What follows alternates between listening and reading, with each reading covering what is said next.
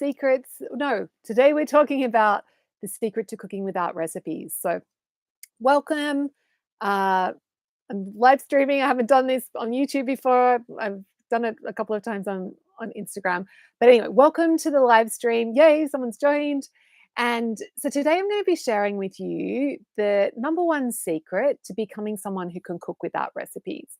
So what I'm going to do is first I'm just going to share a little bit about my story so you know my background, why you should listen to me. And then we're going to delve into this number one secret to being able to be someone who can cook without recipes. And then I'll share like why that's important and actually the what, like how to go about doing it. And then at the end, I've got a special invitation for you. So let's dive in. And as we're going, I'm not sure how this works in terms of questions, but we'll play it by ear. So basically, hi everyone that's joining. So my name's Jules. I live in Australia.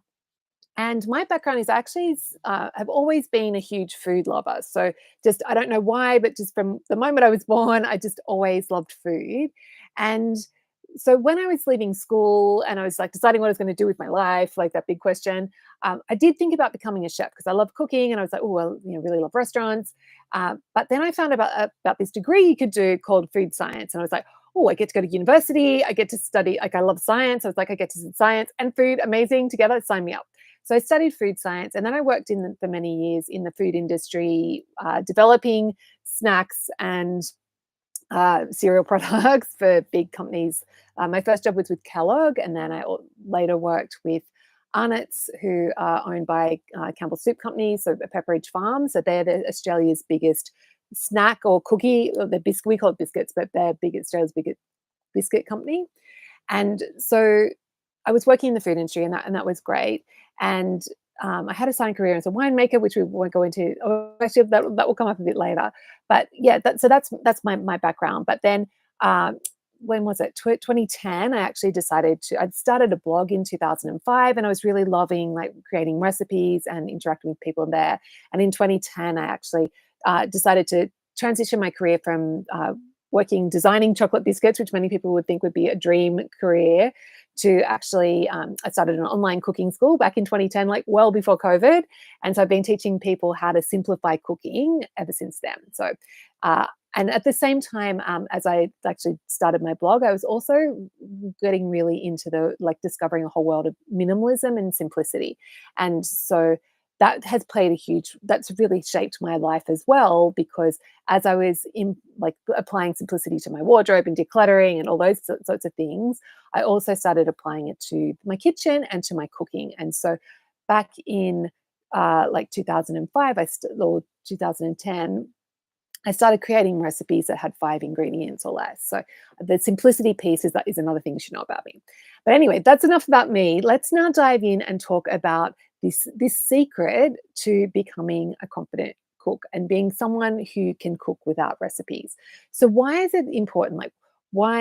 You can actually, cooking with recipes isn't necessarily a bad thing. It can be recipes can be a really great tool for learning how to cook. And that's certainly how I learned to cook, was just used to follow the recipe and then I would get the result. And sometimes it would work and it would be great. Sometimes it wouldn't be so great, but I learned pretty much from following recipes. So there is a place for recipes for sure. But the problem is if you're only relying on recipes, then what happens is when when it's like the end of a long day and you're really tired, like the thought of having to look up a recipe, figure out what ingredients you need, go get the ingredients, cooking becomes this big project, which occasionally, sometimes that's great, but on those busy nights, like when you've had a long day, it's like the last thing you need. And sometimes you can have planned to cook a particular recipe, but then when it gets to the reality of in the moment of that, feeling really tired, you end up choosing another option because it just feels like too much work. So I think recipes can really perpetuate this thing of life feeling too hard, cooking feeling like a big project and feeling like work. So what's the alternative?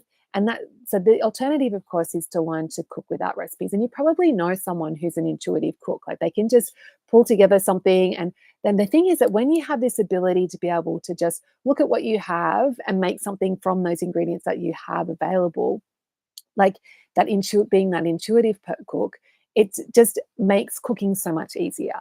And it means that it just feels so much like less of a chore and less of this big project, because you just kind of like you're just pulling things together. Like it just feels easy and fun and light.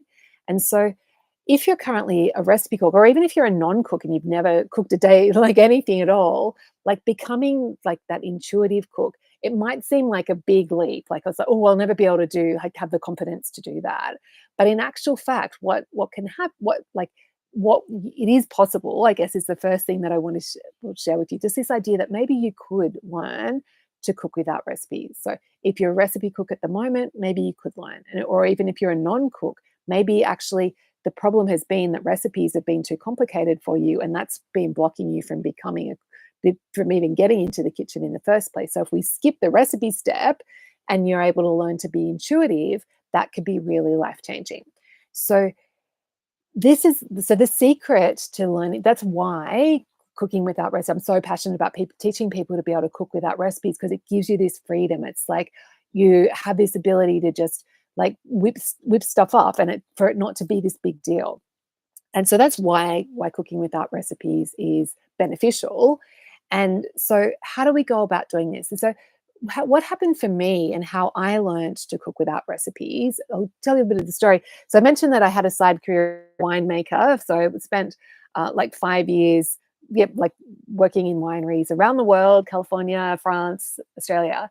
And what happened was I was working as an assistant winemaker in this beautiful winery in the Barossa Valley in Australia, which makes amazing Shiraz, like amazing, a great winery. And it was harvest time. And so the thing is that when it's vintage, like it's full on, like it's like you think what you know how to hard work. Like working during vintage is the hardest work I've ever done. And basically, like your life is you're either at at the winery working really hard, like lifting barrels, pumping things.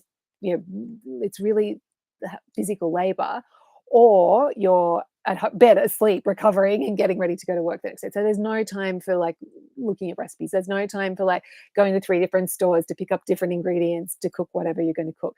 And so my one during that time when I was working in the Barossa during vintage, the only like kind of leisure time I had like 1 hour on a Saturday morning to go to the Barossa farmers market and buy ingredients, and that was it. And so what would happen was I'd buy my ingredients. I got home and I wouldn't have time to like go to look at my recipe. So I just started making stuff up, like because I had to. And also when I was like living in the Barossa, I was living in the country. So it was like I couldn't just like, swing by the store and pick something up. And I couldn't call Uber Eats and get them something delivered. Like I didn't have to eat. I had to cook basically. Like I didn't have any other options, which was in hindsight actually amazing, because it taught me this. It was a beautiful gift because it taught me this ability to cook without recipes.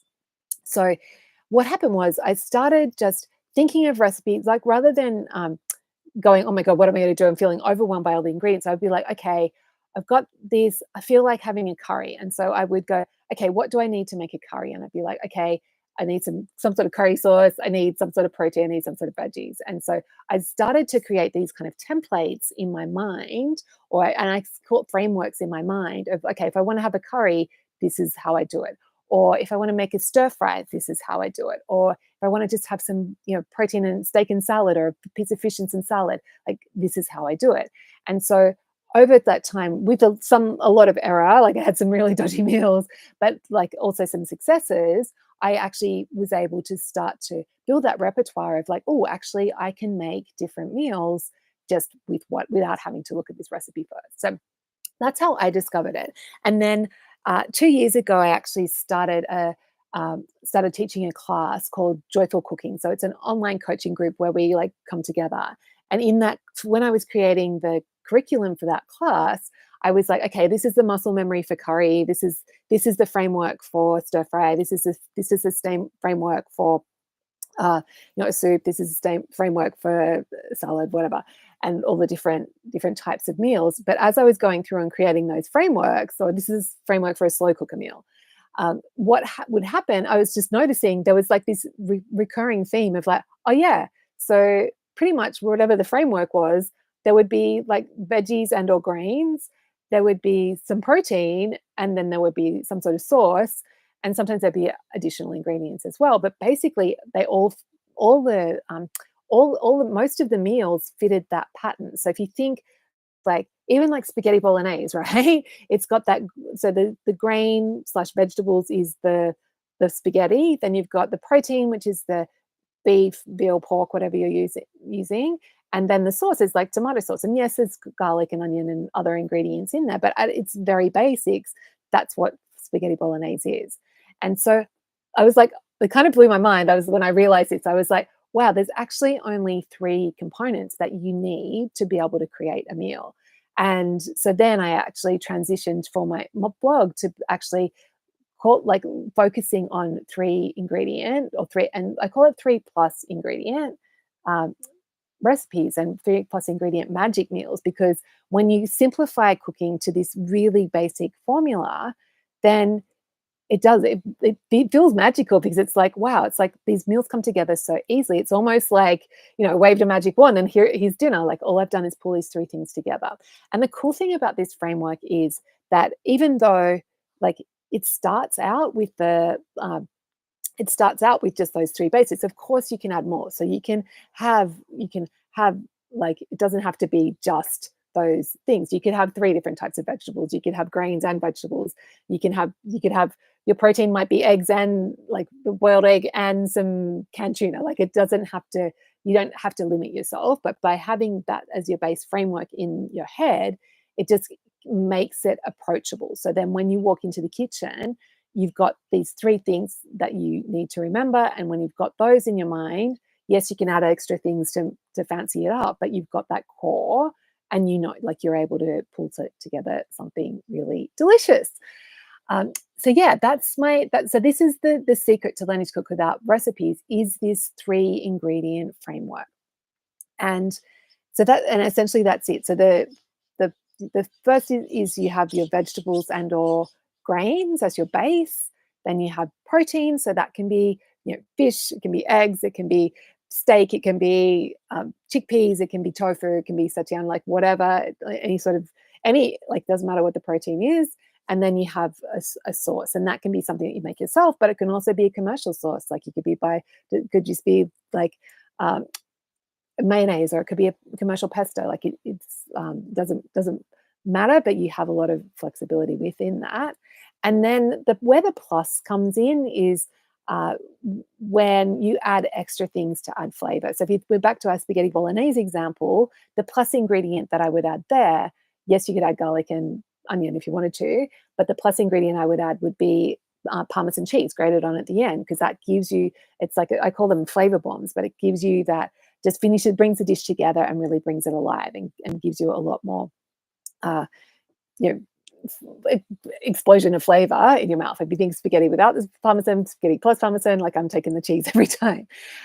So that's the framework has that wiggle room of extra things, but you don't need to add extra if you don't want to.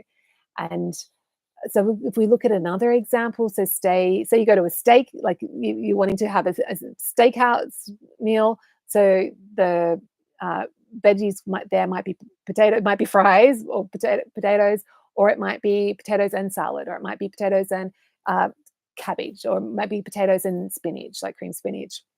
And then the protein, of course, is the steak. And then the sauce might be just as simple as like hot English mustard, which is one of my faves, or it might be a mushroom sauce, or like a more complicated sauce, or a flavored butter. And that might be your sauce. And then that can be a really beautiful meal all on its own.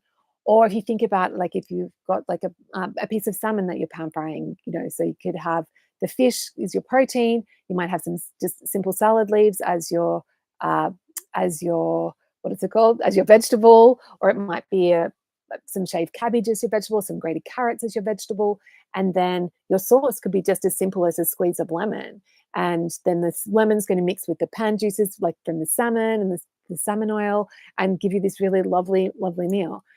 So yeah, and then like another example, say if we're thinking about a stir fry, so you've got your veggies that you're stir frying, so that might be broccoli or carrots or whatever stir-fried veggies you really love, or a mixture of stir-fried veggies, cabbage. I'm going to do a stir-fried tomorrow night, and I'm going to use cabbage. That's my favorite because it cooks down and it kind of ends up being like noodles, these soft noodles. So you've got your veggies. You might want to be serving it with rice, so it could be like veggies and grains. That might be go together, or you might be using cauliflower rice as your one of your veggies that you're stir frying. Then the protein could be probably chicken would be most common, or tofu, or any of those kind of vegetarian options. And then your sauce, maybe it's going to be as simple as oyster sauce, or maybe you might like some soy sauce, or any of the other beautiful Asian sauce. Like the Asians are actually the master of like amazing commercial sauces, if you think about it, that add like soy sauce itself just adds so much flavor and so much umami, and it adds the salt like all in one ingredient. So you add your sauce, might be a hoisin sauce, whatever, and then that's your stir fry. And then your plus ingredient might be you want to serve it with some fresh herbs. So maybe you want to serve some Thai basil, or some regular basil, or coriander like cilantro. Or maybe you want to serve it with some chili or some garlic or some ginger. Like that might be your plus ingredient. Or maybe you want to serve it with some cashews. Like I love chicken and cashew stir fry, is one of my favorites. And so, yeah, like, and the cashew nuts are that plus ingredient that's giving you the flavor and some interesting texture. And that's another example of our 3+ ingredient framework. So it could be Italian, it could be Thai, it could be Asian. Like there's so many options with it. So yeah, so that is my secret to learning to cook without recipes. So if this is something that actually, if anyone has any questions, like let me know. Okay, I can't see any questions, so it doesn't mean they're not there.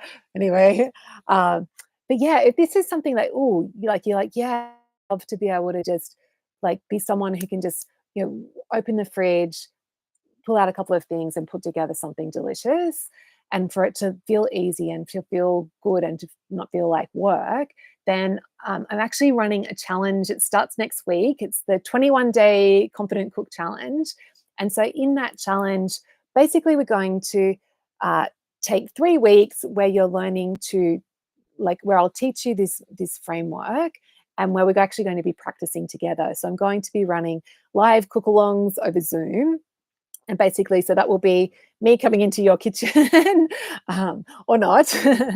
And I'll do a cooking demo and show you what we're going to, like how to make what we're making. And then you'll be able to cook in real time yourself. And then if you have any questions, you'll be able to ask them on the live call. So it's going to be interactive. There's going to be people from we've already got people from all over the world signed up for it. And there'll be like I'm running 4 different sessions each week for the 3 weeks. So you just need to choose one session and turn up for that. And basically the sessions will be 30 minutes. So it'll be 30 minutes a week for 3 weeks. That's going to be enough to teach you how to become this person who can cook without recipes. So if that sounds good, then I would love you to join in. So just go to thestonesoup.com, which is my blog. And if you click on the challenge page, or if you just Google Stone Soup and click on the challenge page, that will take you to the invitation page. I am closing down enrollments less than 48 hours. So like not tomorrow, but then depending on where you are in the world, it gets a bit tricky. So yeah, enrollments are closing soon. So if you do want to do this, then get on it. All the details are on that invitation page. But you can always message me through wherever I'll get the messages, or you can email me if you want help, if you have any questions about it. But yeah, the challenge is going to be super fun, and I have taught people from all ends of the spectrum. So this challenge is helpful for, like, I've helped people who've been pretty confident cooks, but they've kind of like, it's feeling like a drudge, it's feeling like work, and even quite intuitive. And then doing this challenge has been like doing that work, learning that framework has helped like help them simplify basically, and bring the joy back into the kitchen. So it's worked for people like that. So when it works for, if you're a recipe cook, it's 100% going to work for you as well, because it's going to give you that confidence. So rather than just dropping you in the deep water where you're like, okay, no recipes, I'm on my own, like I was, rather than having been that, you'll have this framework so that you'll have something to guide you on your way to being able to cook with that recipe. So this framework, and it's like it's only 3 ingredients, so like anyone can remember it. It's like not this long complicated thing. Um, uh, I'm just reading a comment. Someone said, I was just walking the front door and decided to throw together a chicken soup from scratch I made yesterday.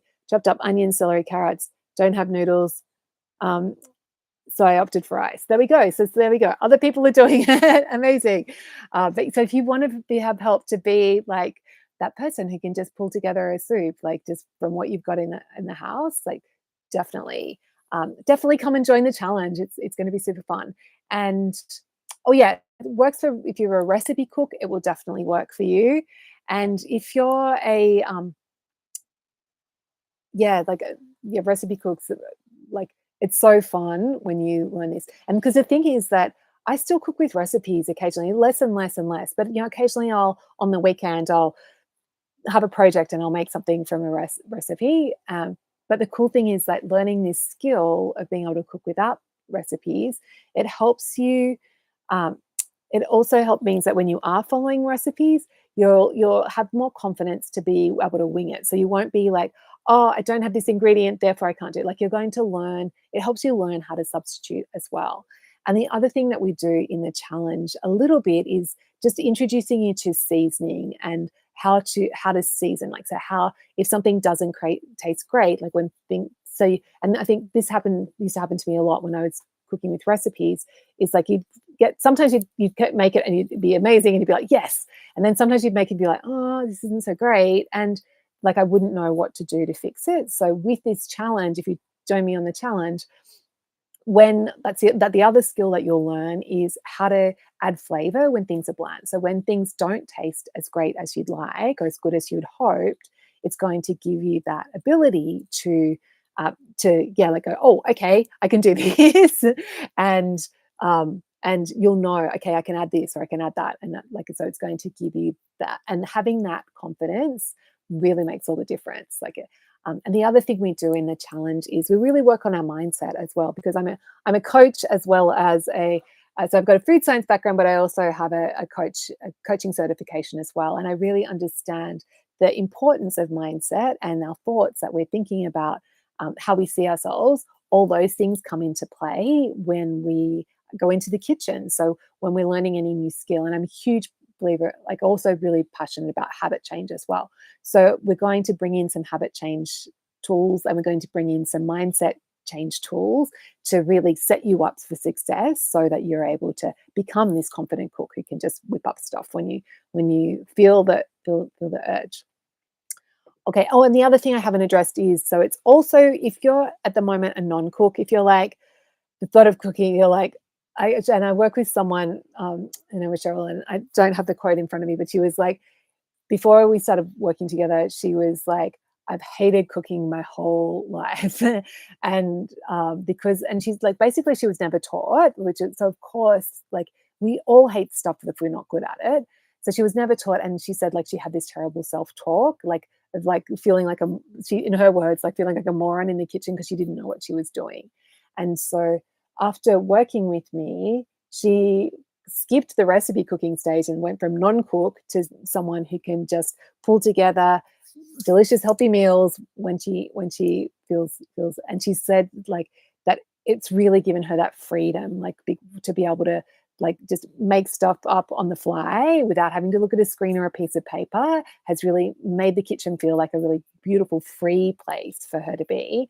And how yeah, like it feels, and it's also freed up. She's like also like the work that we did on her mindset has helped freed up from the critical voice in her head. So she's got freedom from the criticism. I think has probably been the biggest change for her. But now she also has this beautiful skill, and she learnt this all while she was navigating a divorce. Like, and the crazy thing was like her ex-husband was the one who was doing the cooking and who used to take care of the cooking. So she was like going through this really stressful time, and she learnt this skill at that stressful time, and it made a huge difference to her ability to navigate that stress because she wasn't like down on herself about what she was eating because she'd learnt this skill, this simple framework, and she was using that framework to feed herself. And so cooking wasn't a stressful thing, and her, the types of food that she was eating weren't, like, they were actually nourishing her and supporting her to be able to navigate that difficult situation in a really positive way. So yes, so Eve, it works for non-cooks as well. So if any of this is sounding good, definitely come and go and check out the invitation page to the challenge. So just Google stone soup. So stone as in rock and soup as in a bowl of, but all one word.